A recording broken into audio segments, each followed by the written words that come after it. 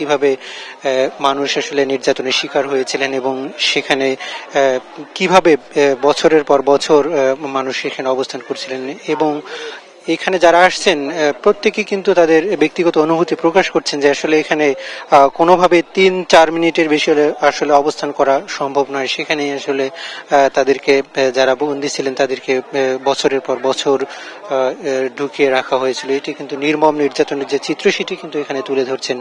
একই সাথে আমরা দেখেছিলাম যে বিভিন্ন জায়গায় আসলে তার একটি মানচিত্র তৈরি করেছে, সেখানে শহীদদেরকে